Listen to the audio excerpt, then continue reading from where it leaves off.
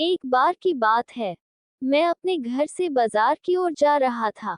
मेरे घर से बाजार तक जाने के रास्ते में काफी सुनसान रास्ता पड़ता था। कुछ दूर के रास्ते में कोई भी नहीं रहा करता था। मैं रोज इसी रास्ते से बाजार जाया करता था। आज भी मैं इसी रास्ते से बाजार जा रहा था। मुझे रास्ते में एक लड़की मिली जो बहुत ही डरी हुई थी। उसे डरा हुआ देख मैं उसके पास गया और पूछा, क्या हुआ, तुम डरी हुई क्यों हो? लड़की ने कुछ लड़कों की ओर इशारा किया। मैं समझ गया। मैं अपने साथ उस लड़की को लेकर उन लड़कों के पास गया। मैं उन लड़कों को कहा, क्या तुम्हें शर्म नहीं आती है?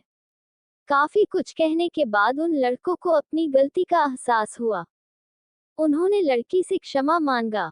फिर मैं बाजार की ओर जाने लगा।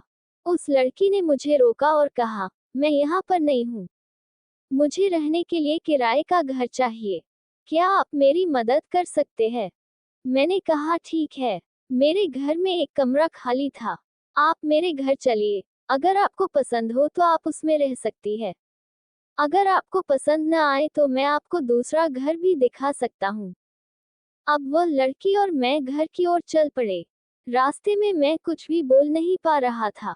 मैं बोलना चाह रहा था लेकिन नहीं बोल पा रहा था। फिर उससे पूछा, आपका नाम क्या है? मैंने कहा, राजू। और आपका नाम? उसने ने कहा, काजल। मैंने बोला, काफी अच्छा नाम है। अब तक हम घर पर आ गया थे।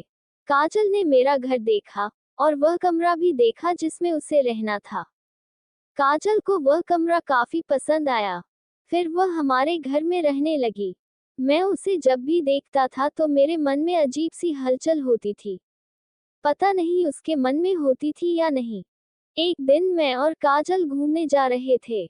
मैंने सोच लिया था कि आज मैंने काजल को अपने मन की बात कहूंगा। हम अपने घर से बहुत दूर एक सड़क पर थे। हम बाइक से चल रहे थे। मैंने काजल से कहा, मुझे तुमसे एक बात कहनी है।